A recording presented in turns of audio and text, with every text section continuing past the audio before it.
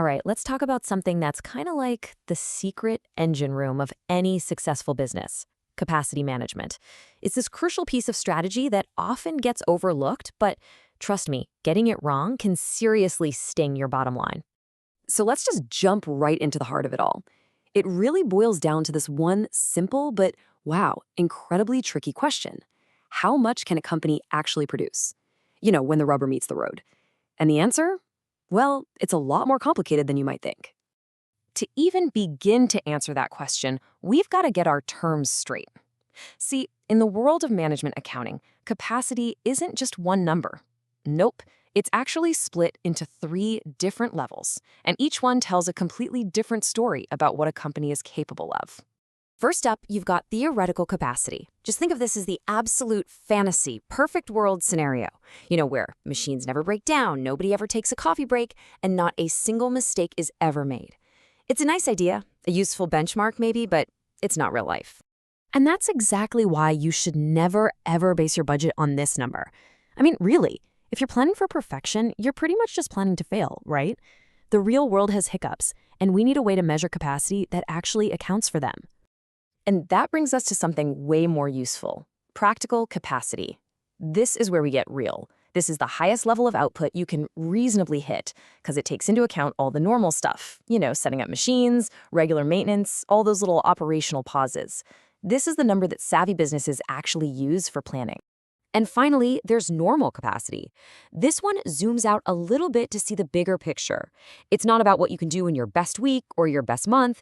It's all about the average level of production over a much longer time frame, which helps smooth out all the usual ups and downs of business. And look, this isn't just some dusty textbook concept.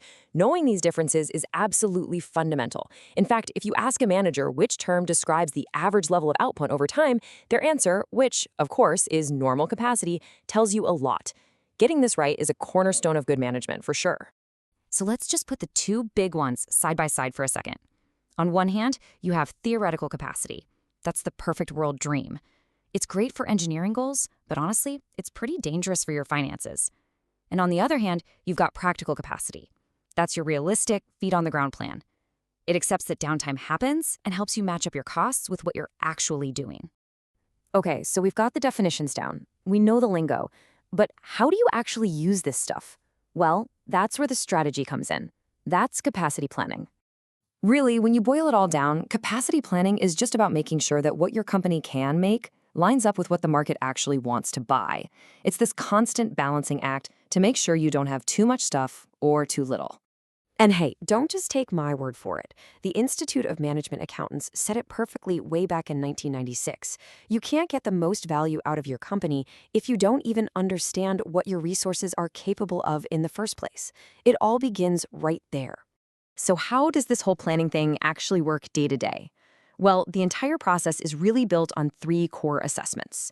You can think of them as the three pillars holding up your entire capacity management strategy. So the whole process breaks down into three big chunks. First, you've got to analyze your investments. Then, you assess your capacity. And finally, you take a hard look at your manufacturing process itself. Let's dig into what each of those really means. So pillar number one, investment analysis, is all about the money. The goal here is to make smart choices with your capital, so you're not wasting it or needing to spend even more down the road. It's also about getting really clear cost information so you can compare how you do things now versus how you could be doing them. Next up, pillar two is capacity assessment. This is where you have to face the music. The whole point is to close that gap between what the market wants and what your company can actually deliver. And this is a big one. It forces you to put a real dollar amount on the cost of the capacity you're not using. Plus, it gets everyone in the company on the same page, speaking the same language. And the third pillar ties it all back to your customers. After you've looked at the money and your capabilities, this assessment is laser focused on one thing: maximizing value.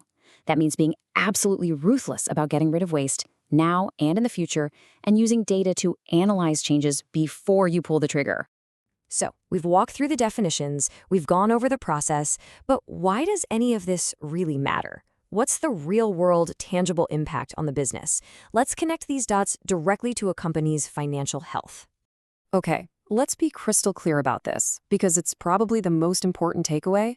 Excess capacity is not free.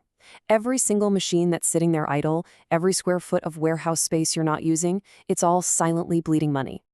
And that cost has to show up somewhere, right? It leads to this really painful choice. Option 1, you make your customers pay for your inefficiency by charging them higher prices.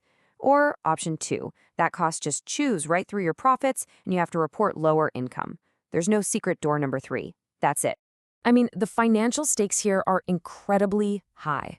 Just think about what happens if a company messes up and decides to budget based on its theoretical capacity, that fantasy number, instead of its practical, real-world capacity. Well, that single decision is going to directly and negatively slam its financial results. This isn't just some academic exercise. It's a choice that hits the bottom line hard. So, what's the big takeaway here? Well, managing your company well isn't just about what you produce. It's about truly mastering the potential you already have. And that leaves us with one final and I think really critical question to think about.